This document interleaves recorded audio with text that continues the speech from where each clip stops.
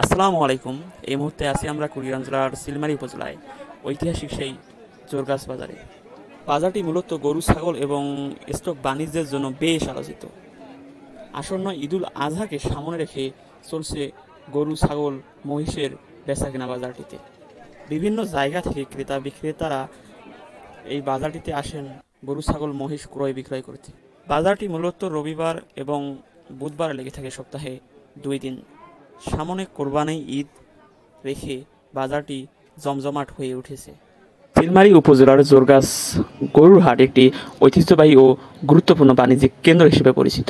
কুড়িগ্রাম জেলার চিলমারী উপজেলায় অবস্থিত এই হাটটি দীর্ঘদিন ধরে স্থানীয় কৃষক ও পশু ব্যবসায়ীদের জন্য গবাদি পশু কেনাবেচার প্রধান স্থান হিসেবে ব্যবহার হয়ে আসছে। চিলমারী উপজেলা ব্রহ্মপুত্র নদীর তীরে অবস্থিত হওয়ায় এটি প্রাচীনকাল থেকে নদীবন্দর ও বাণিজ্যিক কেন্দ্র হিসেবে গুরুত্বপূর্ণ ভূমিকা পালন করে এসেছে।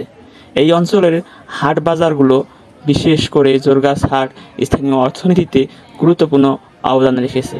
জোরগাছ হাটে গবাদি পশু, বিশেষ করে গরু ছাগলের বেচাকেনা হয়, যা স্থানীয় কৃষক ও ব্যবসায়ীদের জন্য জীবিকার একটি প্রধান উৎস। জোরগাছ হাটের কার্যক্রম সুষ্ঠুভাবে পরিচালনার জন্য স্থানীয় প্রশাসন একটি খাস আদায় কমিটি গঠন করেছে। এই কমিটি হাটের রাজস্ব আদায় ও ব্যবস্থাপনা তদারকি করে। উল্লেখযোগ্য 1432 বাংলা সনের 7ই জ্যৈষ্ঠ থেকে 30 চৈত্র পর্যন্ত জোরগাছ হাট বাজার খাস আদায় কমিটির একটি সভা 19 মে 2025 তারিখে অনুষ্ঠিত হয়, যেখানে হাটের কার্যক্রম সম্পর্কিত বিভিন্ন সিদ্ধান্ত গৃহীত হয়। গরুর হাট শুধু একটি বাণিজ্যিক কেন্দ্র নয়, এটি স্থানীয় সমাজের একটি গুরুত্বপূর্ণ অংশ।